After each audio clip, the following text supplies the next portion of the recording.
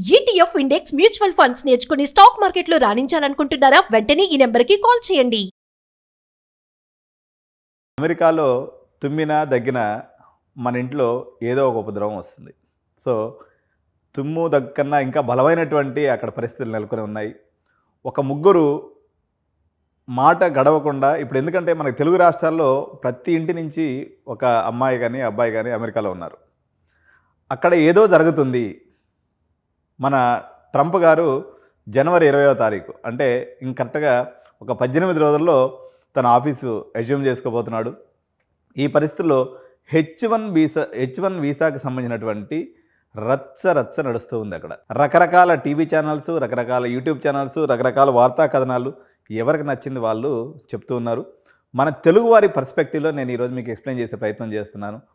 ఎగ్జాక్ట్గా యూఎస్లో H1 visa point of వ్యూలో ఏం జరుగుతుంది. ఎలాన్ మస్క్కి సంబంధించి ఈ ఎలాన్ మస్క్ అంటే మీ అందరికీ తెలుసు, ఈయన billionaire CEO Tesla and space X సంబంధించినటువంటి ఫౌండరు. అదేవిధంగా ఈ యొక్క 2024లో జరిగినటువంటి అమెరికా ఎన్నికల్లో, అధ్యక్ష ఎన్నికల్లో ఈయన ప్రత్యక్షంగా మన రిపబ్లికన్ పార్టీ అభ్యర్థి అయినటువంటి డొనాల్డ్ ట్రంప్ సపోర్ట్ చేశాడు. ఆయన గెలిచాడు. కాబట్టి Donald Trump, Vivek Ramaswamy, Elon Musk ఈ ముగ్గురు యొక్క త్రయం ఏదైతే ఉందో ఈరోజు అమెరికన్ పాలసీస్ చేయటంలో ఒక ఇంపార్టెంట్ పాత్ర పోషించేటువంటి అవకాశం ఉంది. ఎందుకంటే షాడో ప్రెసిడెంట్ అని చెప్పి అంటున్నారు ఈరోజు ఎలాన్ మస్క్. ఈయన ట్వీట్ల మీద ట్వీట్లు పెడుతూ ఉన్నాడు. ఈ ట్వీట్లకి రిపబ్లికన్ పార్టీ యొక్క పాలసీకి సంబంధం లేకుండా ఉందన్నమాట. ఏంటి అసలు ఈ ట్వీట్లు ఏం జరుగుతున్నాయి అన్నట్లయితే, సో ఎలాన్ మస్క్ ఏమని ట్వీట్ చేస్తూ ఉన్నాడంటే H1B వీసాకి తన అనుకూలమని ట్వీట్ అనేది తను పెట్టడం జరిగింది. కానీ ఈ రిపబ్లికన్ పార్టీలో కన్జర్వేటివ్ సర్కిల్స్ ఎవరైతే ఉంటారో, అంటే పూర్తిగా అంటే మగా మూమెంట్ అని ఒకటి ఉందన్నమాట. Make America great again, MAGA moment అంటారు ఇక్కడ. ఇప్పుడు మనకి ఇట్లా తెలంగాణలో ఎట్లా మనకి తెలంగాణ కావాలని ఉద్యమం వచ్చిందో అక్కడ మాగా మూమెంట్ అని ఒకటి తీసుకొచ్చాడు. 2016లో ట్రంప్ వచ్చినప్పుడు కూడా వచ్చింది. 2024 కూడా ఈ మాగా మూమెంట్ని ట్రంప్ పెద్ద ఎత్తున తన ప్రచారంలో దీన్ని వాడాడు. సో H1B వీసాస్ విషయంలో ఎలాన్ మస్క్ ఫేవరబుల్గా ఉన్నాడు. కారణం ఏంటంటే ఎలాన్ మస్క్ సంబంధించినటువంటి చాలా టెక్ కంపెనీస్ అమెరికాలో ఉన్నాయి. అదేవిధంగా మైక్రోసాఫ్ట్ కానీ, లేకపోతే గూగుల్ వాళ్ళు కానీ, లేకపోతే ఈవెన్ ట్రంప్కి కూడా చాలా కంపెనీస్ ఉన్నాయి. వాటిలో కూడా H1B వీసా హోల్డర్స్ అనేవాళ్ళు ఇక్కడ పనిచేస్తున్నారు. కాబట్టి H1B వీసాలతో అమెరికాకి ఉపయోగం ఉంది అని ఎలాన్ మస్క్ ట్వీట్ చేశాడు. అయితే ఇక్కడ కాంట్రవర్సీ ఏముంది అంటే, సిలికాన్ వ్యాలీ లీడర్షిప్ ఏదైతే ఉందో కన్జర్వేటివ్ బేస్, అంటే ఈ మాగా మూమెంట్ అంటే ఎవరైతే తీసుకొస్తారో వీళ్ళు ఏం చెప్తారంటే, మాగా మూమెంట్ అంటే ఏంటంటే మేక్ అమెరికా గ్రేట్ అగైన్ అనే దాంట్లో ఇక్కడ ఉన్నటువంటి ఉద్యోగాలన్నీ కూడా అక్కడ లోకలైట్స్కి రావాలి అనేటువంటిది యాక్చువల్గా ఈ మాగా మూమెంట్ యొక్క ప్రధానమైనటువంటి ఉద్దేశం. వాళ్ళకి పోను ఇంకేదైనా కానీ జాబ్స్ ఉంటే అప్పుడు వేరే వాళ్ళకి ఇవ్వచ్చు అనేటువంటిది లెక్క అనమాట. సో దీనికి ఎలాన్ మస్క్ ఏమంటాడంటే, ఇమ్మిగ్రేషన్ పాలసీ కానీ మనం కానీ ఇంతగాని టైట్ చేసినట్లయితే, H1B వీసాలను కానీ మనం కానీ టైట్ చేసినట్లయితే చాలా ఇబ్బందులు వస్తాయి అనే విధంగా ఎలాన్ మస్క్ ట్వీట్స్ అనేది పెట్టడం జరుగుతుంది. సో ఈ ఎలాన్ మస్క్కి అనేక అమెరికన్ మల్టీ కంపెనీస్ ఎవరైతే ఉన్నారో వీళ్ళందరూ కూడా ఈ మస్క్ స్టేట్మెంట్ని సపోర్ట్ చేస్తూ ఉన్నారు. సో ఈ మస్క్ పెట్టినటువంటి ట్వీట్ యొక్క సారాంశం ఏంటంటే, H1B visa program is crucial for American innovation and technological leadership అని చెప్పేసి ఈయన ఒక ట్వీట్ చేయడం అయితే జరిగింది. దీని మీద ఎవరైతే ఈ మాగా మూమెంట్లో ఉన్నటువంటి వ్యక్తులు ఎవరైతే ఉన్నారో, అదేవిధంగా ఆర్థోడాక్స్ రిపబ్లికన్స్ ఎవరైతే ఉన్నారో ఎలాన్ మస్క్ మీద మండి పడుతున్నారు. సో ఇప్పుడు అసలు డొనాల్డ్ ట్రంప్కి ఏం చేయాలో అర్థం కావట్లేదు. ఇప్పుడు ఆయన బిజినెస్ ఫ్రెండ్లీ, జనరల్గా డొనాల్డ్ ట్రంప్ అనే వ్యక్తి ఒక బిజినెస్ మ్యాను. కానీ తనలో ఒక వైట్స్ అంటే ఓన్లీ అమెరికా ఫస్ట్, లేకపోతే మేక్ అమెరికా గ్రేట్ అగైన్ అనేటువంటి నిదానంలో వాళ్ళకి ఉద్యోగాలు రావాలని ఒక పక్కన ఉంది. కానీ వాళ్ళకి సపోర్ట్ చేసినటువంటి బిజినెస్ సర్కిల్స్ అందరూ కూడా H1B వీసా ప్రోగ్రామ్ లేకపోతే అమెరికా చాలా ఇబ్బంది పడుతుంది. ఎందుకంటే 60% ఆఫ్ ది అమెరికన్ వర్క్ ఫోర్స్లో మొత్తం కూడా H1B వీసా హోల్డర్స్దే మెయిన్ పాత్ర అనమాట. సో మామూలుగా ఒకసారి అమెరికా చరిత్రను కానీ తీసుకున్నట్లయితే, ఇప్పుడు మనకి ఇక్కడ 2 పార్టీలు ఉంటాయి. డెమోక్రటిక్ పార్టీ ఇప్పుడు డొనాల్డ్ ట్రంప్, అదేవిధంగా రిపబ్లికన్ పార్టీ ప్రజెంట్ ఉన్నటువంటి రూలింగ్ పార్టీ. సో ఈ రిపబ్లికన్ పార్టీ అనేది pro business stance and skilled immigration ఎక్కువ మంది తీసుకొని మన అమెరికాని ఇంకా ముందుకు తీసుకెళ్దాం అనేటువంటి స్టాన్స్ని రిపబ్లికన్స్ తీసుకుంటారు. సో వాళ్ళు గ్లోబల్ టాలెంట్ అనేది అట్రాక్ట్ చేసేదానికి ప్రయత్నం జరుగుతూ ఉంటుంది అనమాట. కానీ ఎప్పుడైతే ట్రంప్ మూమెంట్, దీన్నే మాగా మూమెంట్ అని ట్రంప్ మూమెంట్ అని అంటారు, 2016లో వచ్చినటువంటి ఈ మాగా మూమెంట్ లేకపోతే ట్రంప్ మూమెంట్ అనేది ఈ డైనమిక్ని మొత్తాన్ని మార్చేసింది. అయితే ఈ మాగా మూమెంట్లో ప్రధానంగా ఉన్నటువంటి కొంతమంది వ్యక్తులు, అమెరికాని ఇన్ఫ్లుయెన్స్ చేయగలిగినటువంటి వ్యక్తుల్లో స్టీఫెన్ మిల్లర్ అని చెప్పేసి, ఈయన former senior advisor to Donald Trump అనమాట. సో ఈయన ఏమన్నా అంటే betrayal of American workers, Musk యొక్క పొజిషన్ ఏమన్నా అంటే ఈయన ఒక ద్రోహి, అమెరికన్ వర్కర్స్ పాలిట ఒక ద్రోహి అనేటువంటి ఒక పదాన్ని స్టీఫెన్ మిల్లర్ ఒక స్టేట్మెంట్లో చెప్పడం జరిగింది. అదేవిధంగా స్టీవ్ బ్యానన్ అనేటువంటి మరో వ్యక్తి ఏం చెప్పారంటే, ఈయన కూడా ఒక ఇన్ఫ్లుయెన్షియల్ పర్సన్, అక్కడ గ్లోబలిస్ట్ థింకింగ్ ఉన్నటువంటి సిచ్యువేషన్స్లో ఇది ఒక వరస్ట్ ఆలోచన ఎవరైతే మస్క్ చేస్తున్నాడో, H1B వీసాలు ఇవ్వాలి అమెరికా డెవలప్మెంట్కి ఇదే కీలకం అనేటువంటి మస్క్ మాటని విపరీతమైనటువంటి ఈ కాంట్రవర్సీ అనేది సోషల్ మీడియా మొత్తం మీద నడుస్తుంది. చాలా హ్యాష్ ట్యాగులు కూడా రన్ చేస్తున్నారు. ఆ హ్యాష్ ట్యాగులు ఏంటంటే మస్క్ బిట్రేయల్ అంటే ద్రోహి, అంటే ద్రోహి, మస్క్ అనే ద్రోహి అనేటువంటిది. అదేవిధంగా రెండో హ్యాష్ ట్యాగ్ కూడా అమెరికాలో ఇప్పుడు బాగా ట్రెండింగ్లో ఉన్నటువంటి మరో హ్యాష్ ట్యాగ్ వచ్చేసి అమెరికా ఫస్ట్ అనేటువంటి ఈ రెండు ట్యాగ్స్ కూడా డిఫరెంట్ సోషల్ మీడియా ప్లాట్ఫామ్లో కూడా చాలా చక్కర్లు కొడుతూ ఉన్నాయన్నమాట. సో యాక్చువల్గా అసలు దీంట్లో ఒక పూర్వపరాలను కానీ పరిశీలించినప్పుడు ఈ H1B ప్రోగ్రామ్ వల్ల వీళ్ళకి వచ్చేటువంటి ఇబ్బంది ఏంటి అంటే, సపోజు ఒక $130,000 ఒక వైట్కి అతను శాలరీ ఇస్తున్నాడు అనుకోండి, సేమ్ జాబ్ని మనోళ్ళు పోయేసి $80,000కే చేసేస్తున్నారు. సో ఇది వాళ్ళకి వచ్చినటువంటి ఇబ్బంది. దానివల్ల ఏమనుకుంటాడు, కంపెనీ వాడు ఎవడైనా సరే వాడికి వైటా, ఇండియనా, లేకపోతే చైనా వాడా, లేకపోతే బ్లాకా అనేది అంత పని లేదు, వాడికి తక్కువ వస్తున్నాడు, వాడికన్నా ఎక్కువ పని చేస్తున్నాడు అనేది ఒకటే కంపెనీ ఆలోచిస్తుంది. కాబట్టి ఉన్నటువంటి వైట్స్ని తీసేసి వాళ్ళందరూ కూడా H1B వీసా లాటరీ పద్ధతి ద్వారా తెచ్చుకునేసి వాళ్ళు రకరకాల ఇండియన్స్ని, చైనీస్ని, ఫిలిప్పీన్స్, ఇట్లా వియత్నాం నుంచి తెచ్చుకొని వీళ్ళు అందరూ కూడా వర్కర్స్ని రీప్లేస్ చేస్తూ ఉన్నారు. వాళ్ళ కోపానికి ఇది ప్రధానమైనటువంటి కారణం.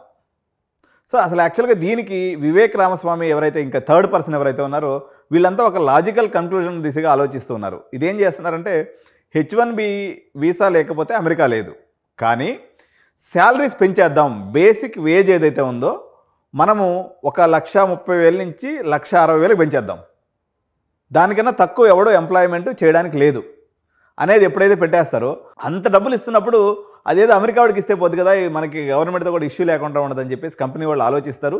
తద్వారా మనం పొమ్మనకుండా పొగబెట్టినట్టు అవుతుంది అనేది Vivek Ramaswamy, Trump, Elon Musk వేసుకున్నటువంటి పన్నాగం. సో ఇప్పుడు అది రెండు రకాలుగా పనికొస్తుంది. ఇప్పుడు ట్రంప్ ఏమంటాడు, హైలీ స్కిల్డ్ పీపుల్, $160,000 అంటే దగ్గర దగ్గర ₹1,40,00,000 శాలరీ మన కరెన్సీలో చెప్పాలంటే.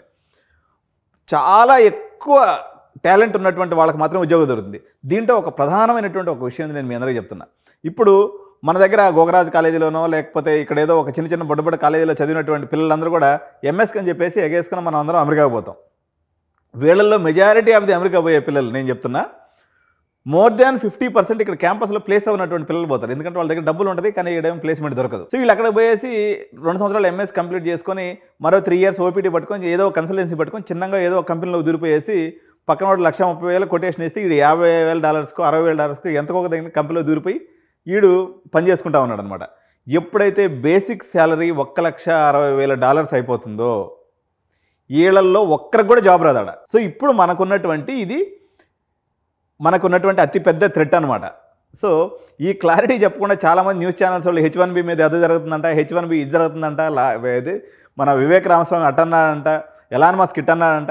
ఇది కాదు, మనకు వచ్చేటువంటి యాక్చువల్ ప్రాబ్లం ఇది. వాడు ఏం చేస్తాడంటే ఆఫీస్కి రాగానే H1B వీసా విషయంలో లిబరలైజ్ చేస్తున్నట్టుగా ఒకవైపు చూపిస్తూ శాలరీని హైక్ చేస్తాడు. ఇది పేరెంట్స్ అందరూ కూడా గుర్తుపెట్టుకోవాలి. $160,000 బేసిక్ శాలరీ చేస్తాడని ఒక అంచనా ఉంది.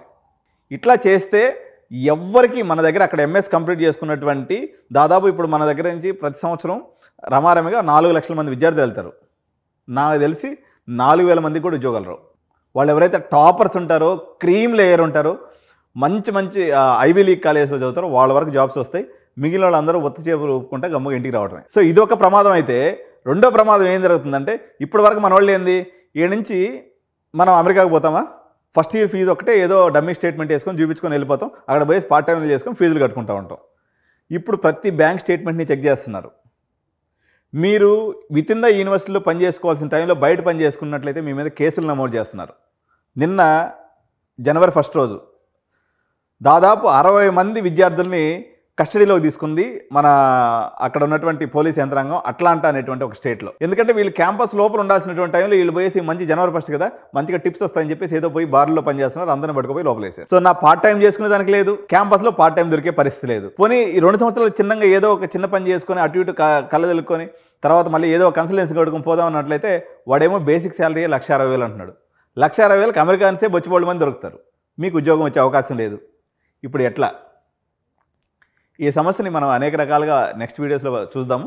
సో ఇంకా ఈ యొక్క H1B వీసా పరంగా ఇంకా ఏమేమి ఇష్యూస్ ఉన్నాయనేది మనం 1 by 1 చూద్దాం. సో మొత్తం మీద ఉన్నటువంటి అమెరికన్ గ్రాడ్యుయేట్ స్టూడెంట్స్లో యూఎస్లో కంప్యూటర్ సైన్స్ ప్రోగ్రామ్ చేసినటువంటి స్టూడెంట్స్ 60% మంది మొత్తం ఇంటర్నేషనల్ స్టూడెంట్సే.